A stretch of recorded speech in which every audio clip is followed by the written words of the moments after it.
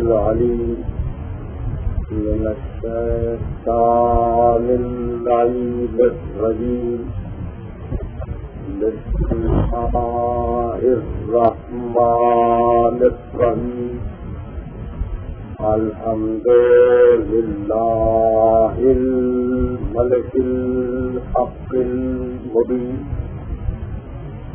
المتظاهر بعظمته جبابرة الطاغين المتخاذل بكبريائه وطاعة المتمردين المعترف بربوبيته سائر الخلق أجمعين. والصلاة والسلام والتحية والإكرام على أشرف النبيين وخاتم المرسلين سيدنا ومولانا أبي القاسم محمد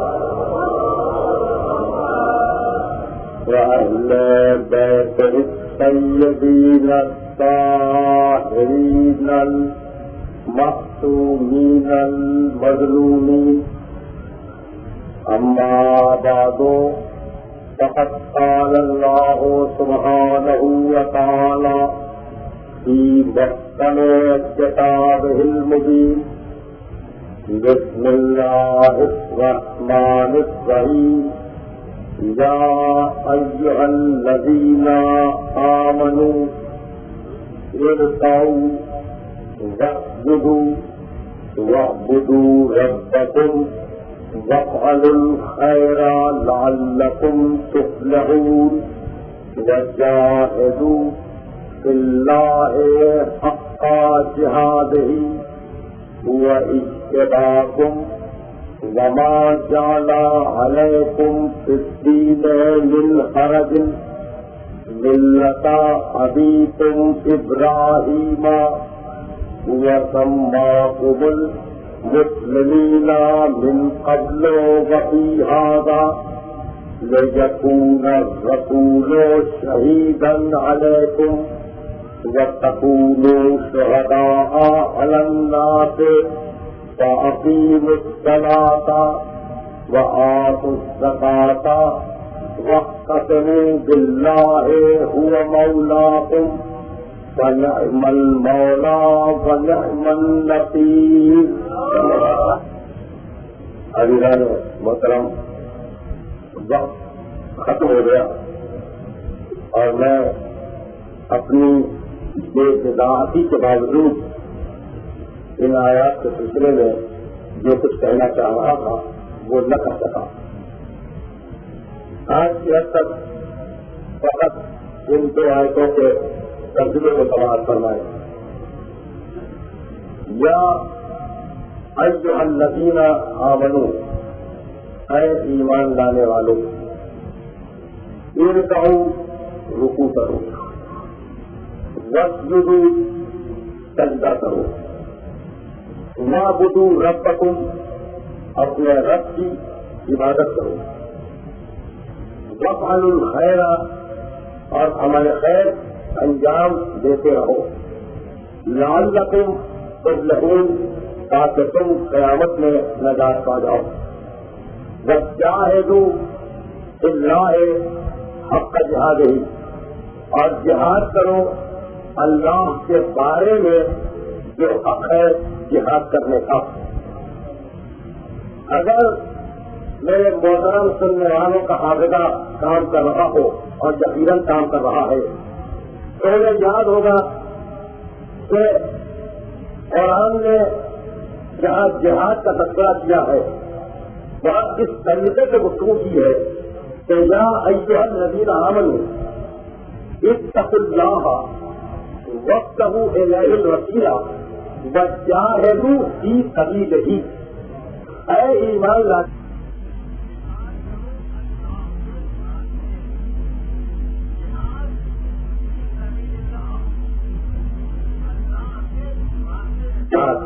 اور یہاں حکم دیا جاہدوا باللہ حق جہادہ، اللہ کے بارے میں جہاد کرو. تو ایمان لانے والے کی دو قسمیں ہیں، ایک وہ ہے جو اللہ کے بارے میں جہاد کر کے راستہ بنائے، اور دوسرے وہ ہے کہ اس راستے کی حفاظت کے لیے اپنی گردنیں دے دیں. تو جہاد کر کے اللہ کے بارے میں جہاد کر کے راستہ بنانے والے حاجی کہلاتے ہیں اور گردن دینے والے شہید کہلاتے ہیں.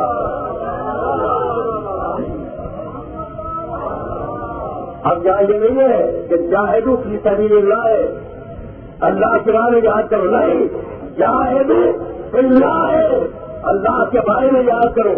حق کا جہاد ہی جو حق ہے جہاد کرنے کا، وہ اشتراک اللہ ہی نے تمہیں منتخب کیا ہے، تمہیں مشتبہ بنایا ہے، کسی اور نے تمہیں مشتبہ نہیں بنایا. تو اب مجھے اجازت ہے کہ میں اس سلسلے سے اسی مقام سے آگے لے جاؤں کہ بھائی ہم یہ خطاب عام ایمان لانے والوں سے نہیں ہے، یہ ان سے ہے جو اللہ کے بارے میں یاد کرتے ہیں. اور یہ خطاب ان لوگوں سے جنہیں اللہ نے مجتبی قرار دیا، بھائی چن لینے کے لیے، منتخب کرنے کے لیے. پروردگار عالم نے پورے قرآن میں 3 لفظ استعمال کیے. دیکھیے بحث رات کے آنے والی ہے، منتخب کر لینا، چن لینا، چھانٹ لینا. اس کے لیے قرآن میں کچھ 3 لفظ ہے، استفا، اجتبا، ارتضا.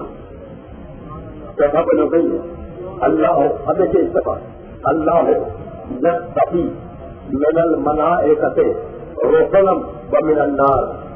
اللہ فرشتوں میں سے بھی اپنے لیے رسول چھانٹتا ہے اور انسانوں میں سے بھی اپنے لیے رسولوں کو مصطفیٰ کرتا ہے. ان اللہ اصطفیٰ آدم ونوحا وآل ابراہیم وآل عمران علی العالمین.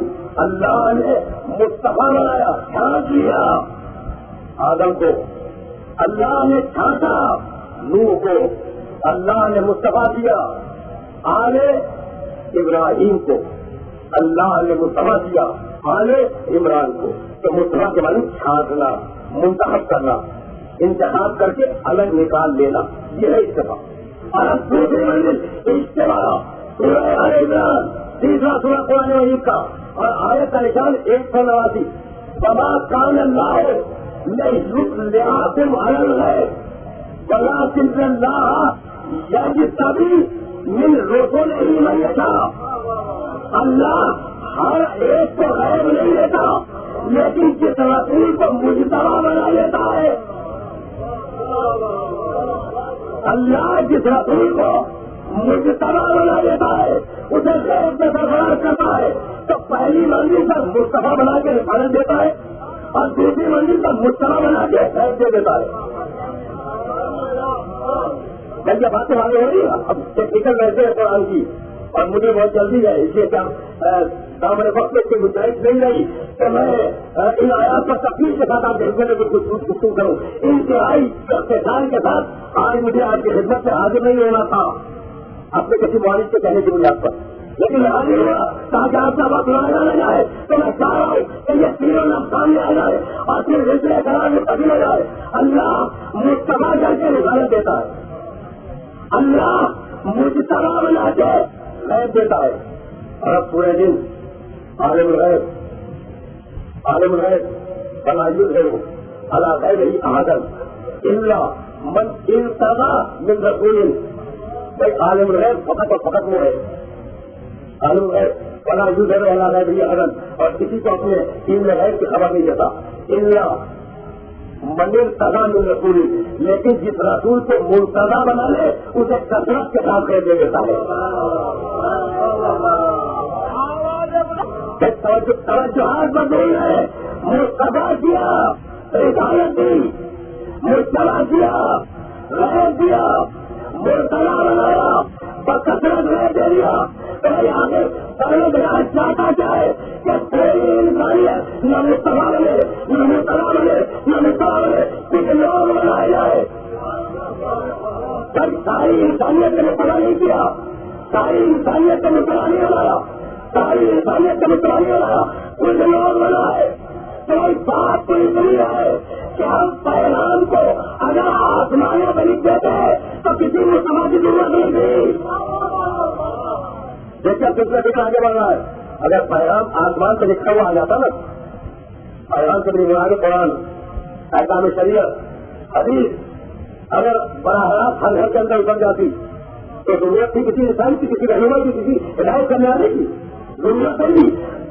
جو ہے براہ راست اگر پروردگار عالم ہر انسان کے اوپر اپنے احکام شریعت کو لاگو کرتا تو نہ کسی رہنما کی ضرورت تھی، نہ کسی مجتمع کی ضرورت تھی، نہ کسی پیغام پر کی ضرورت تھی، نہ کسی آدمی کی ضرورت تھی. لیکن خطرہ تھا کہ وہ پیغام نازل ہوا ادھر فکر انسان نے تحریر کی، خطرہ تھا کہ ادھر ہم پیغام بھیجے اور ادھر لوگ اس پیغام میں تحریر کر رہے ہیں. تو پروردگار نے طے یہ دیا کہ پیغامبر پہلے آئے گا، پیغام بعد میں آئے گا.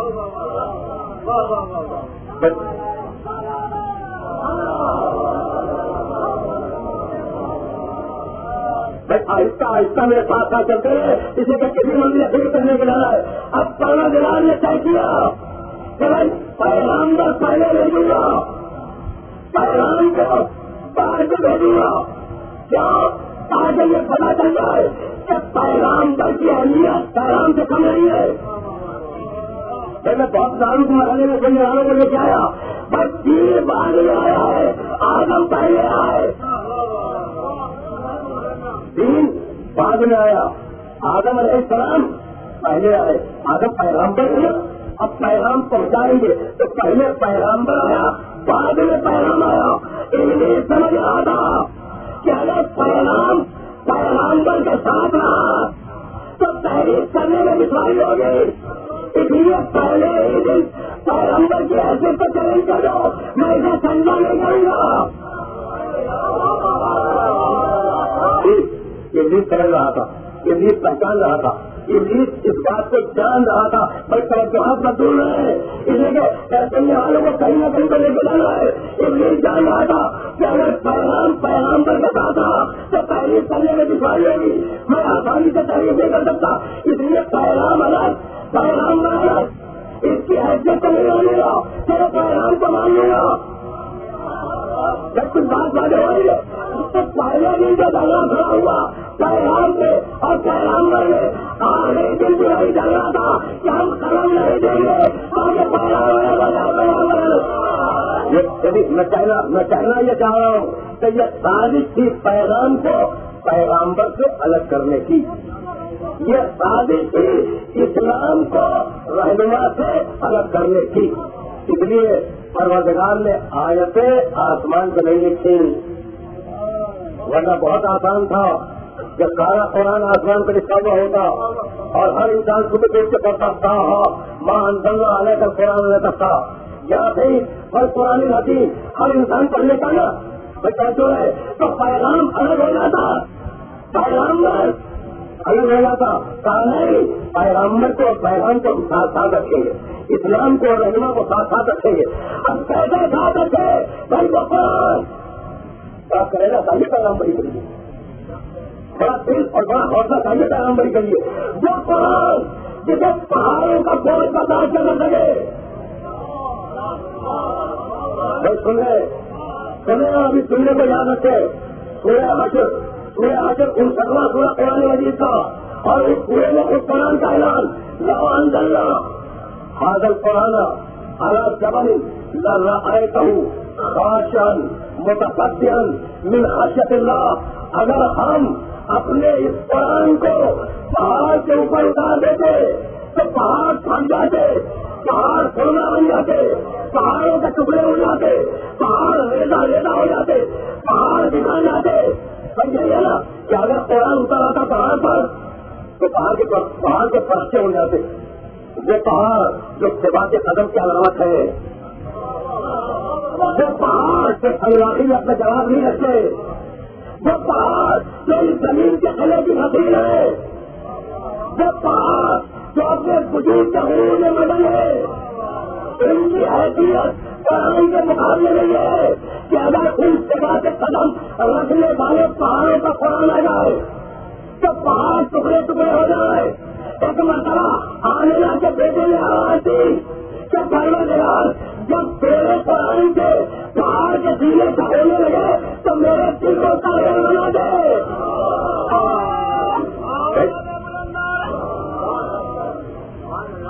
پیغام نزلہ روح الامین والا قلب حبیب، ہم نے پورا قرآن روح الامین کے ذریعے تمہارے قلب پہ اتار دیا، تو قلب محمد رہنے قرآن ہے، قلب محمد رہنے قرآن ہے۔ بھائی وہ قرآن جو پہاڑ کہتے تو پہاڑوں کے ٹکڑے ہو جائے، قلب قرآن قلب محمد ہے، اس قرآن کو روکا ہی نہیں۔ بس یہی تو کہنا چاہ رہا ہوں کہ جس کا قلب اتنا قوی ہو اس کے دماغ میں ہجران نہیں ہو سکتا۔ میں کہنا یہ چاہ رہا ہوں کہ تاریخ سے تو ہجران ہو سکتا ہے، محمد سے ہجران نہیں ہو سکتا۔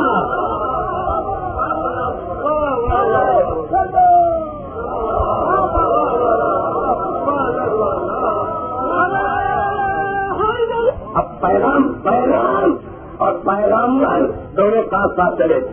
اب جس درجے کا پیغام ہوگا اسی درجے کا پیغامبر ہوگا، اور جس درجے کا پیغامبر ہوگا اسی درجے کا پیغام ہوگا۔ یہ نہیں ہو سکتا کہ پیغام چھوٹا ہو پیغامبر بڑا ہو، نہیں، یہ ممکن ہی نہیں ہے، اچھائی کے خلاف ہے۔ اور یہ بھی نہیں ہو سکتا کہ پیغام میں چھوٹا ہو اور اسے بڑا پیغام دے دیا جائے۔ بس جو آج بدل ہے دنیا یہ کہہ کے آنے والی کہ محمد ایک داخلیت ہے۔ میں پیغامبر کا ترجمہ کر رہا ہوں، خط کو ڈیلیور کیا کرے گئے تو داخلے کا کام ہے خط کو دے کے چلا جانا، لیکن پیغمبر کا کام فقط خط کو دے کے جانا نہیں ہے، تلاوت آیات کے بعد سب کے الگ اسی لیے رکھا گیا۔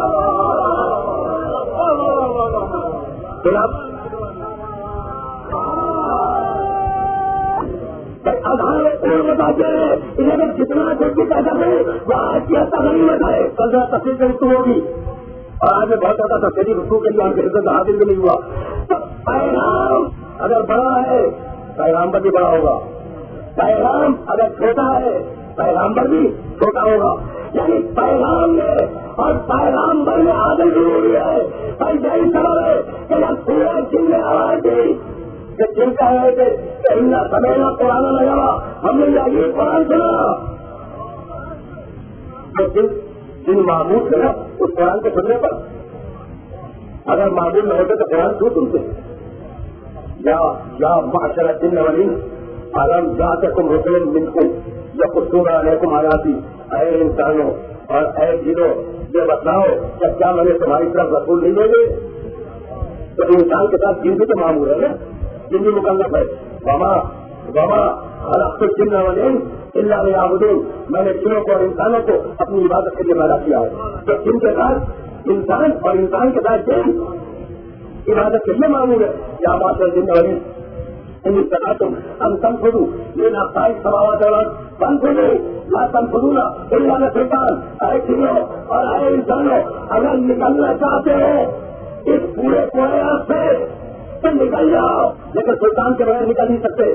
تو قرآن مخاطب کرتا ہے جنوں کو بھی اور انسانوں کو بھی، یعنی پیغام تنہا انسان کے لیے نہیں ہے، اور پیغام پیغامبر تو بہت رسول ہے، پیغام قرآن تنہا انسان کے لیے نہیں ہے، اور یہ پیغام تنہا جنوں کے لیے نہیں ہے، یہ پیغام دونوں کے لیے، جنوں کے لیے بھی اور انسانوں کے لیے بھی۔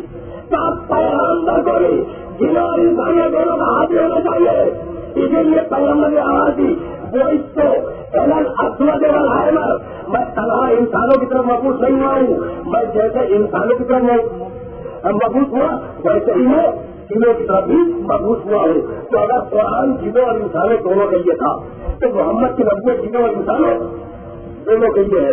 تو اب بعد محمد آج کی گفتگو کبھی نہیں ہے، کل تفصیل سے گفتگو ہوگی، کل تفصیل سے گفتگو ہوگی۔ پر قرآن جنوں اور انسانوں دونوں کے لیے آیا، توجہ ہے، محمد جنوں اور انسانوں دونوں کے نبی ہے، دونوں کے حامی ہے۔ تو اگر بعد محمد ایسا حامی بن جائے جو جنوں کی صورت ہوئی تو نہیں ہے تو نہیں دیا جاتا تو اسی لیے تو آتی تھی وسیع المصطفیٰ تھا امام کا بڑا وسیع بھائی ہوگا جو چیزوں کا ایمان ہوا انسانوں کا ایمان ہوا سلسلہ پھر کسی مقام سے آہستہ آہستہ اپنی منزل سے قریب ہو رہا ہے. آیتیں آسمانوں پہ لکھی ہوئی نہیں آ رہی ایسے پیچھے گا آیتیں گھروں میں اتاری نہیں گئی پیغام کو پیغامبر کے ذریعے بھیجا گیا. کیوں ایک نئے سلسلے سے کا آغاز اور میرا ہر محترم سننے والا جانتا ہے میں تو فقط اشارہ کرنا چاہ رہا ہوں ایک نیا سلسلہ فکر. اگر آیتیں قرآن کی آسمانوں پہ لکھی ہوئی مل جاتی تو ہر انسان تسلیم کر لیتا اور جب ہر انسان تسلیم کر لیتا تو یہ مقام قبل ہوتا مقام اختیار نہ ہوتا. اور پروردگار نے انسان کو نہ مکمل مجبور بنایا نہ مکمل مختار بنایا قبل اور اختیار کے درمیان رکھا قبل اور اختیار کے درمیان رکھا. لیکن مسلمانوں میں تو مستحیل نظر چل رہے ہیں. ایک کہتا ہے کہ انسان مکمل مجبور یہ کہا انسان مکمل مجبور جو کروا رہا ہے وہ اللہ کروا رہا ہے. دوسرے نے کہا انسان مکمل مختار جو کر رہے ہیں وہ ہم کر رہے ہیں اس میں اللہ کا انوالو بھی نہیں ہے. تو وہ ملا اب میں تکری گزر رہا ہوں اور ایکسرسائز کر رہا ہوں تفصیلات آپ کے ذہن میں چھوڑ رہا ہوں. وہ ملا جو ملوکیت کے دسترخوان پر پل رہے تھے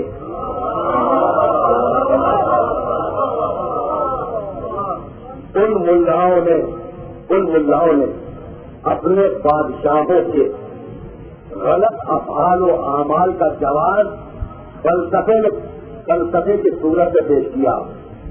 ملاؤں نے یہ ملوکیت اور ملائیت کی بہانی سازش کی اور ہر دور میں ملوکیت اور ملائیت کی سازش رہی ہے. تو کہا کہ بادشاہ شراب پیتا ہے بادشاہ بے گناہ لوگوں کو قتل کروا دیتا ہے بادشاہ مسلسل ظلم کر رہا ہے. اب بادشاہ عوام سے ملاقات کرے یا نہ کرے ملا تو بہرحال عوام سے ملاقات کرے گا اسے کہ اس کی ملائیت چل ہی رہی ہے عوام کی برداشتوں کے دائرے پر تو وہ ملاقات کرے گا. اب انہوں نے کہا عوام نے کہا کہ تمہارا بادشاہ ظلم کرتا ہے تمہارا بادشاہ شراب پیتا ہے تمہارا بادشاہ بے گناہ لوگوں کو قتل کروا دیتا ہے. کہا کہ تم نہیں جانتے انسان تو مجبور ہے جو کروا رہا وہ اللہ کروا رہا. میں سمجھتے رہے میرے محترم پردانے جو ہفتے نظر تک مجھے نظر آ رہے ہیں باقی ہے نا یہ دیکھیے حزب اختلاف اور یہ دیکھیے حزب اختلاف اور دونوں کے باقی کا دونوں کو بھگتتے بھی رہے ہیں. ہم ہر عہد میں ان دونوں کو بھگتتے بھی رہے اور دونوں جلاتے بھی رہے. تو وہ ملا جو حزب اقتدار میں تھا میں کافی رکھیے گا اب میں کافی نہیں لے رہا ہوں وہ ملا جو حزب اقتدار میں تھا اس نے کہا کہ جو کروانا ہے وہ اللہ کروانا ہے انسان مکمل مجبور. اب کر دیا نا اس انسان کو مکمل مجبور کیونکہ کروانے میں کھاؤں گا. اب وہ حزب اختلاف جو دربار کے باہر ہے اب وہ اسے کاؤنٹر کرے گی یا نہیں کہا کہ جب مجھے جھوٹ بول رہے ہیں انسان مکمل محتاج. تو خلوص نہ جبر والوں کے پاس ہے نہ خلوص اختیار والوں کے پاس ہے. ایک اقتدار بچانے کے لیے دین بنا رہا ہے دوسرا اقتدار چھیننے کے لیے دین بنا رہا ہے. خدا کی قسم اسلام اگر رہنما کے بغیر رہ جاتا تو یہی حاصل ہوتا. توجہ رکھیے گا ابھی لوگ توجہ رکھیے گا. تو اب 2 گروہ تھے ملاؤں کے متحد میں ملاؤں کے 2 گروہ تھے. ایک وہ تھا جو دربار میں پہنچ چکا تھا کہہ رہا تھا کہ انسان مجبور. دوسرا وہ تھا جو دربار میں جانا چاہ رہا تھا. تو 2 گروہ ہوئے نا اور اب کردار علی محمد سامنے آیا. میں توجہ رکھیے گا خاصا بھی علی نے حکومت پکڑا دی. توجہ اب یہ تیسرا گروہ ہے کردار علی محمد کا. حسن ابن علی نے حکومت پکڑا دی چلے گا راجا نے ولیہ جو قبول کری کہ دیکھے یعنی کردار یہ کہ نہانے کا خوش ہوتے ہیں نہ کھانے پہ ناراض ہوتے ہیں.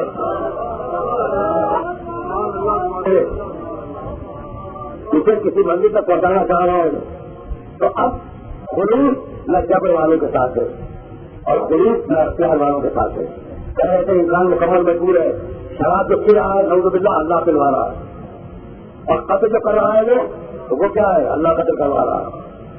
اور وہ کہہ رہے تھے جو اقتدار میں نہیں آئے تھے کہ یہ سب بادشاہ کر رہا ہے، اللہ کہیں سے بھی انوالو نہیں ہے. یہ دونوں باتیں غلط ہیں. کہ انسان اپنی پیدائش کے وقت خود موجود نہیں کر سکتا، اس سے مجبور ہے. انسان مجبور ہے نہیں ہوا، انسان اپنی موت کے وقت خود موجود نہیں کر سکتا، اس سے مجبور ہے، اور اس کے درمیان مختار ہے. جو ہے اب جو ہے اس کے میں جو منزل آ گئی جہاں آپ کے سننے والوں کو لے جانا چاہ رہا تھا، اور بہت زیادہ رحمت نہیں دے رہا. انسان نہ مکمل مجبور نہ مکمل مختار. کسی نے پوچھا کہ بدل میں اپنے انسان مجبور ہے مختار تو کوئی اچھا حساب ہمارا بنل امر بین ہے نہ جبر والا تبدیل. اور انسان جبر اور اختیار کے بیچ میں سفر کر رہا ہے، نہ مکمل مجبور ہے نہ مکمل مختار ہے. بھائی بات والے ہوئی آسان لفظوں میں کہا آ گیا، میں اس منی کرا گیا جہاں سننے والوں کو لے جانا چاہ رہا تھا. آسان لفظوں میں کہا کہ انسان مکمل مجبور نہیں ہے، مگر کھانا نہیں کھا سکتا، پانی نہیں پی سکتا، سو نہیں سکتا، چار نہیں سکتا. اور انسان مکمل مختار نہیں ہے. اگر مختار ہوتا تو اپنی پیدائش پر خود نہیں کرتا. نہ مکمل مجبور نہ مکمل مختار، یہ جملہ تھا فلسفے کا. اور اب علی نے کتنے آسان لفظوں میں سمجھایا. یہودی کے بعد میں پانی دے رہے کہہ دے یہودی کے بعد میں پانی دے رہے ایک ساتھ آ گیا کہا کہ علی یہ بتاؤ انسان مجبور ہے مختار. واقعی کا سب واقف ہے، اور اگر باقی کا ہوتا تو میں حوالے کے طور پہ پیش بھی نہ کرتا. علی بس اتنا بتا دو کہ انسان مجبور ہے یا مختار ہے. کہا تھا وہ چٹان اٹھا دی. کہا دوسری کا کہا کہ ایک وقت جو ہے نہیں ہو سکتی.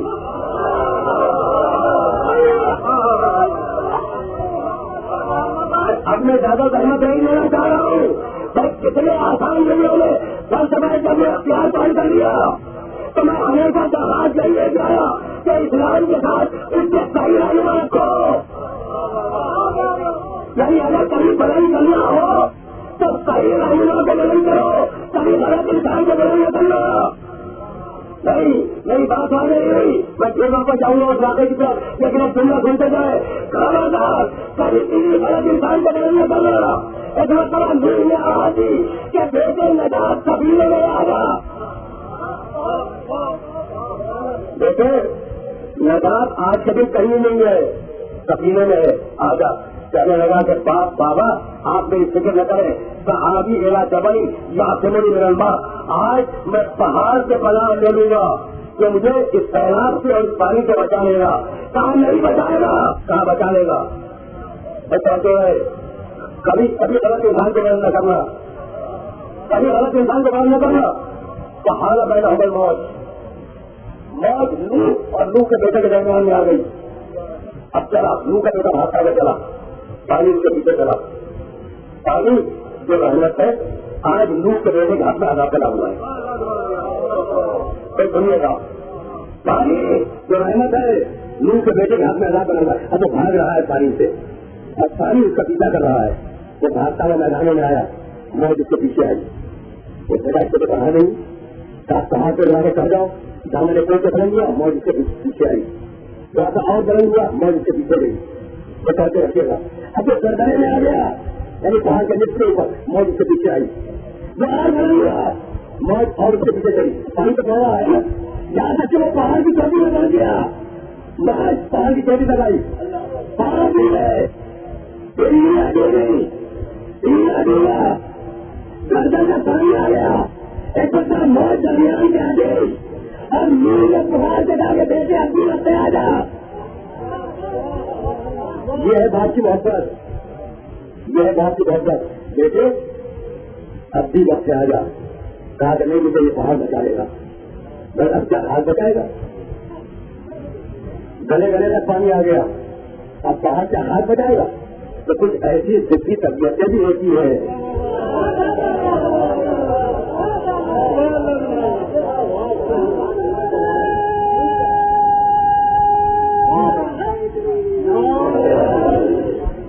اب یہ ڈوبنا نادانی کا ڈوبنا نہیں ہے، اب یہ ڈوبنا جہالت کا ڈوبنا نہیں ہے، اب یہ ڈوبنا حماقت کا ڈوبنا نہیں ہے. جان بوجھ کے ڈھونڈ رہا ہے. ایک مرتبہ موت پہلے نو کے ساتھ گزر گئی اور نو کا بیٹا مر گیا. اب میں اپنے سارے سننے والوں سے پوچھنا چاہتا ہوں کہ بھائی جب نو کا بیٹا چلا تو موت کے پیچھے پیچھے چلی, یہاں تک کہ پہاڑ ڈوبا, پھر نو کا بیٹا ڈوبا. بھائی آتا تھی نو کا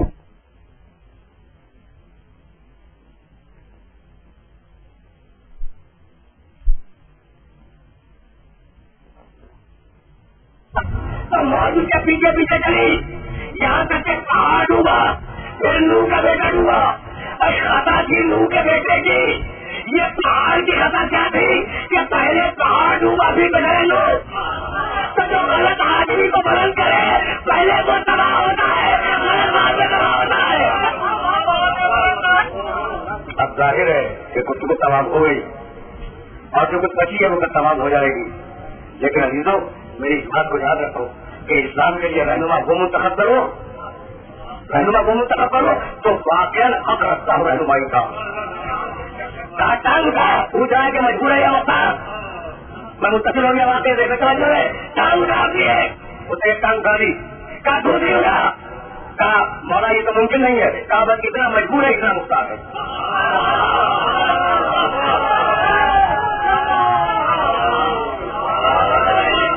جو ہے اتنا مجبور ہے کہ ایک ٹانگ اٹھا سکے, اتنا مختار ہے کہ دونوں اٹھائے اور گرنے سے بچ جائے.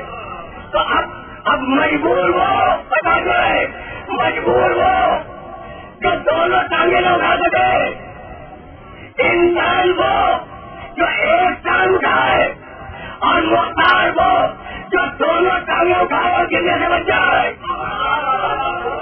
کچھ بات سمجھ آئی ایک بتا دوں گا اور سنے, مجبور وہ جو دونوں ٹانگیں نہ اٹھا سکے ایک وقت میں وہ مجبور, انسان وہ جو ایک اٹھائے اور ایک کو گرائے رکھے, اور مختار وہ جو دونوں ٹانگیں اٹھا لے اور گرنے سے بچ جائے. خیبر کو ہاتھ پہ دیکھنا اور دونوں ٹانگوں کو بنا میں دیکھنا.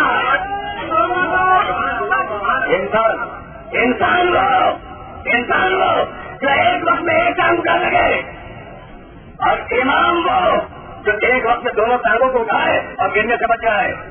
یعنی امام وہ نہیں جسے ہماری ضرورت سے امام بنا دے. اب میری تقریر آخری نبی پہ آ گئی, امام وہ نہیں ہے جسے ہماری ضرورت ہے امام بنائے.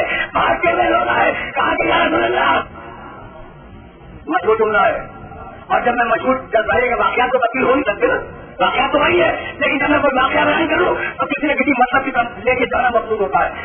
بھاگتے ہوئے لوگ آئے, کہا کہ یا رسول اللہ آج ہم نے علی کی عجیب کرامت دیکھی. کہا کیا کرامت دیکھی؟ کہا اللہ کا شکر کیا بتائے, ہاتھ کے اوپر دروازہ ہے خیبر کا. کہا کیا ہاتھ سے دروازہ, علی کے ہاتھ سے دروازہ ہے خیبر کا. کہا کیا پھر خندق کے درمیان کھڑے ہوئے, اور کہا کہ لگا رہے دروازے کو ایک کنارے سے, لوگ اس میں کھڑا ہوتے دوسرے کنارے کو منتقل کر رہے ہیں. میں نے اس سے اتفاق سے سن 1979 میں جملہ کیا تھا, اور عجیب و غریب بات یہ ہے کہ محرم کی 8ویں تاریخ تھی. ہاتھ پر سر ہے اور سر پر لشکر ہے. بہت بڑی طاقت کا مظاہرہ ہے نا, مظاہرہ نہیں طاقت کا موجودہ ہے. مظاہرہ بڑا چھوٹا لفظ ہے. تو علی بھائی ہاتھ پہ سر ہے, سر کے اوپر لشکر ہے. علی جس طریقے سے شجاعت کا موجودہ تھا, خدا کی قسم اسی طریقے سے شرافت کا بھی موجودہ تھا. سگنیچر ذہن ہے نا کہ ہاتھ کے اوپر سر کے اوپر لشکر ہے. اگر علی کی جگہ کوئی اور ہوتا تو ایک جھٹکا دیتا اس ہاتھ کو اور کہتا اس ہاتھ کو اچھی طرح سے پہچان لو, بیعت کے وقت پیچھے نہ بھول جانا.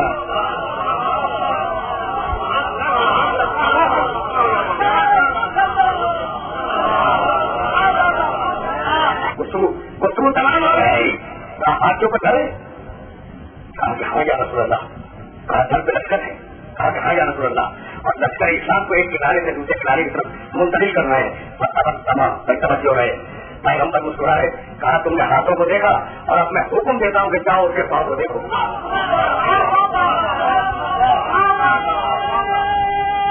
تبری میں ابن خندقان میں अभी मुस्लिम में ये जुमला देख लीजिएगा, जाओ अली के पैरों को देखो, मैं हुक्म देता हूँ, पैरों को देखो। दौड़ते हुए आए, अली के पैरों को देखा कि फजा में बदल रहे हैं। टूट गई ना कहीं जमीन की।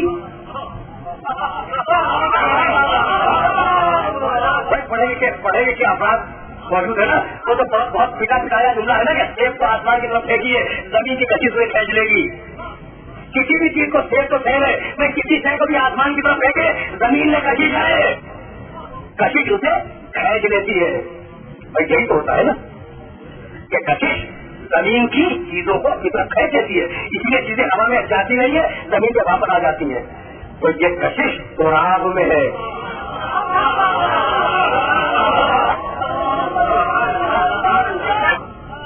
अब तोराब की क्या मजाल कि अबू तोराब को खींच सके। अली अपने पांव को फजा में टिकाए हुए अपनी ताकत का मुकाबला कर रहे हैं। भाई तवज्जो रहे, क्या मैं हुक्म देता हूँ कि अली के पांव को देखो। भाई मुझे जुमले में इशरार है, मैं कौन कह रहा है? पैगंबर। मैं हुक्म देता हूँ कि जाओ अली के पांव को देखो। साथियों ने अली के पांव देखे, पैगंबर को आगे रिपोर्ट की, एक बात खत्म हो गई। अब चले कुरान की तरफ। अन्नबीना यत्तबिऊना रसूलन नबिय्यन उम्मिय्यन नबी यजदूनहु मक्तूबन इंदहुम फित्तौरात वल इंजील यामुरुहुम बिल मारूफ। हमने इस नबी को इसलिए भेजा है कि वो नेकियों का हुक्म दे। मैं हुक्म देता हूँ कि पाँव को देखो, अगर पाँव की ज़ियारत नेकी न होती।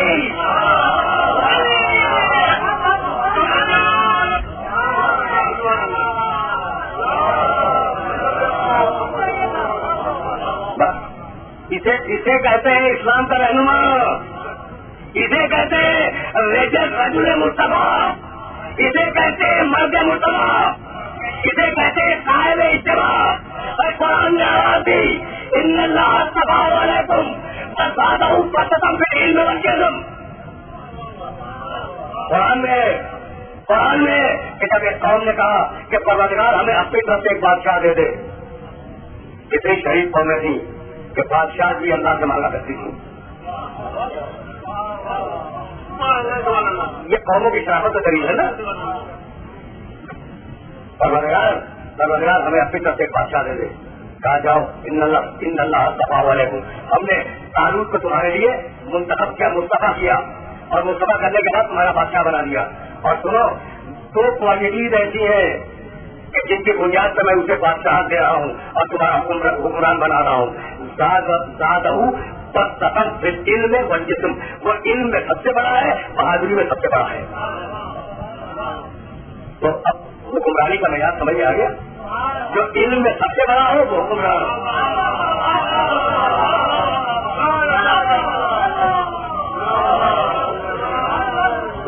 अब तो हदीस पेश करने की भी जरूरत नहीं है कि कौन शाह इल्म था, कौन दरवाजा था, क्या जरूरत है। जो इल्म में सबसे बड़ा हो वो हुक्मरान, और जो बहादुरी में सबसे बड़ा हो वो हुक्मरान। अब क्या बहादुरी के लिए कोई मिसाल पेश करूं?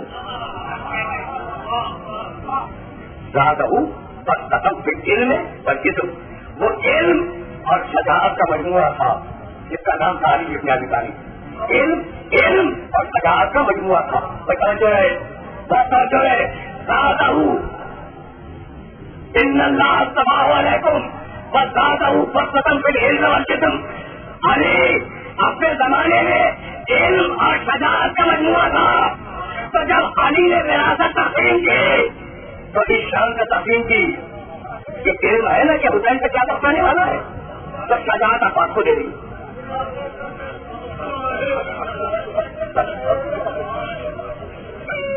मैंने सहमत दी, इल्म हुसैन की तरफ गया, शजाअत अब्बास की तरफ गई। कौन अब्बास? जब सज्जाद कहते हैं कि जब मैदान हशर मुरतब हो जाएगा और पैगंबर मसनद शफाअत में तशरीफ फरमा होंगे तो एक नूर के नाके पर एक सवारी की शान से आएगी कि फरिश्ते आवाजें लगा रहे होंगे कि हटो इस सवारी को उतरने दो। तो एक नबी دوسرے نبی سے گھبرا کے یہ پوچھے گا کہ بھائی یہ تو بتاؤ یہ کس قوم کا اولو العزم نبی ہے، تو کہنے والے جواب دیں گے یہ کسی قوم کا اولو العزم نبی نہیں ہے، یہ حسین کے لشکر کا علمبردار تھا۔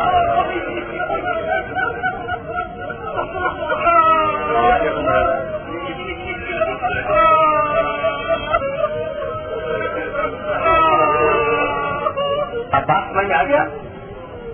بھائی یہ لشکر حسینی کا علمدار تھا، یہ کوئی اولو العزم نبی نہیں ہے۔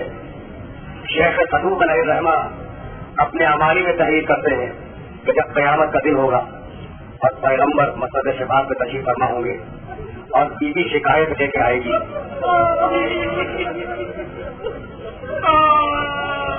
تو پیغمبر شہزادی سے پوچھیں گے کہ فاطمہ آج شفاعت کا دن ہے، کہے گی کہ ہاں بابا آج شفاعت کا دن ہے، تو کچھ لے کے آئی ہو شفاعت کے لیے؟ شفاعت کے لیے کچھ لے کے آئی ہو؟ شہزادی جواب میں کہے گی کسانا شفاعت یادان مقبوعتان لولد عباس، بابا میرے بیٹے عباس کے 2 کٹے ہوئے کانے آج شفاعت کے لیے کافی ہے۔ یہ ہے عباس۔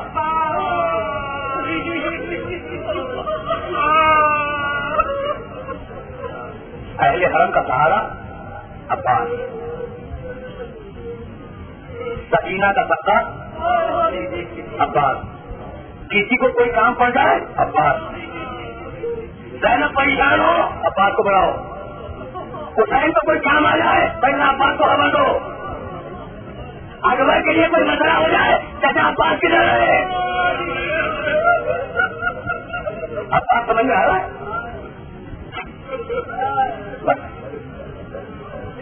میری گفتگو تمام ہو گئی لیکن سنتے جائیں، اب میرے سینے میں ختم نہیں ہے کہ میں تفصیل سے بیان کر سکوں۔ بھائی کوئی مدعو میں سنیں، ریاض القدس 2 جلدوں میں مقصد کی کتاب ہے فارسی زبان میں، ریاض القدس ایک کتاب ہے ریاض المصائب اور ایک کتاب ہے ریاض القدس۔ میں ریاض القدس کے حوالے سے کر رہا ہوں، 2 جلدوں میں فارسی کی مقصد کی کتاب۔ عقیل کو بلایا، علی نے کہا عقیل تم بہترین شجرادہ ہو، میرے لیے ایک ایسے لڑکی کا انتخاب کرو کسی بہادر انداز سے تلے دبی غلامن فارسہ، تاکہ اس کے پتے متحد سے میرے لیے ایک پاکو پاکیزہ اور بہادر بچہ پیدا ہو جو کربلا کے میدان میں حسین کے کام آئے۔ میں سنیے گا، آپ نے کریا کیا ہے، تبھی تمام ہو چکی ہے۔ عباس کے نام معلوم ہے؟ عباس کا جو نام ہے اس کے معنی معلوم ہے؟ عباس کے معنی بگڑے تیوروں والا، اور مزاج بھی ایسا ہی تھا بگڑے تیوروں والا۔ جب حاکم مدینہ کے دربار میں حسین کی آواز بلند ہوئی، یہودیوں کے بنا گئے تھے، یعنی تلوار کھینچ لی تھی۔ حسین نے کہا رکھ لو تلوار، رکھ لی۔ اب ایک طرف بکھرے ہوئے تیور ہے، دوسری طرف اطاعت ہے۔ جب حسن کے جنازے پہ تیر آئے تو سب سے پہلے جس جوان نے تلوار کھینچی ہاتھ سے، حسین نے کہا تلوار رکھو، رکھ لی۔ جب انہوں نے حسین کے گھوڑے کی لگام تھامی،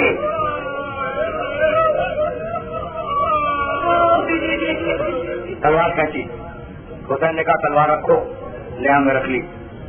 چوتھی محرم آئی، خیمے ہٹائے جانے لگے۔ بھائی عباس کا کردار کر رہا ہوں، کردار۔ چوتھی محرم کو نہر کے کنارے سے خیمے ہٹائے جانے لگے۔ حسین ابن علی اپنے خیمے میں آرام کر رہے تھے، شہزادی زینب اپنے خیمے میں۔ ایک مرتبہ شور کی آواز بلند ہوئی، حافظہ دیکھ کیا یہ بہت شور کیسا ہے؟ حافظہ گئی، واپس آئی، کہا شہزادی کیا حل کروں؟ ان کو یہ اصرار ہے کہ خیمے یہاں سے ہٹا دیا جائے، اور ابو الفضل عباس جلال میں ہے اور یہ کہہ رہے ہیں کہ تو نے وہ دن سمجھا ہوا ہے جس سے تو نے حسین کے گھوڑے کی لگام تھام لی تھی۔ آج میرا مولا خیمے میں، آج انہیں کوئی بچانے والا نہیں ہوگا۔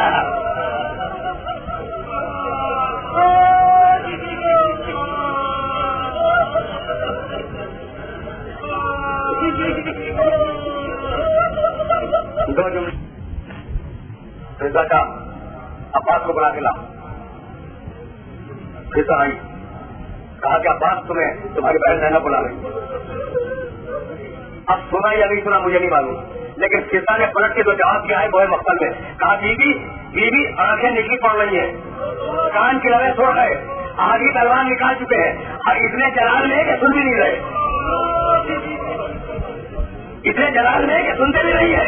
بس یہ سننا تھا کہ ایک مرتبہ شہزادی زینب نے جلال لگا کہ جابر راجا اور عباس سے کہہ دے کہ اگر تو واپس نہ آیا تو تیری بہن چاہنے کے بغیر باہر آ جائے گی.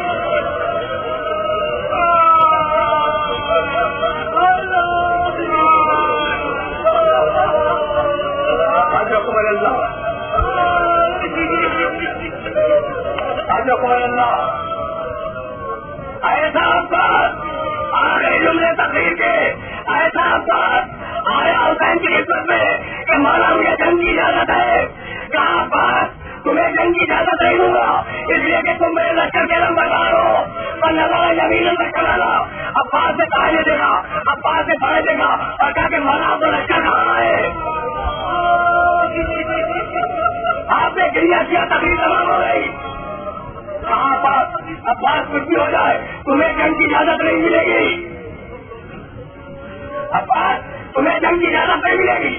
عباس مایوس پلٹے, ایک خیمے کے دروازے پہ بیٹھ گئے اور یہ سوچنے لگے کہ مولا سے جنگ کی اجازت لوں تو کیسے لوں. بس ابھی یہ بیٹھے کے سوچ رہے تھے کہ اس خیمے کے اندر سے سکینہ کی آواز آئی کہ خودی اماں میں بہت چاہتی ہوں. بس یہ سن رہا تھا کہ عباس کھڑے ہو گئے, کہا بیٹی سکینہ ذرا میرے پاس آنا.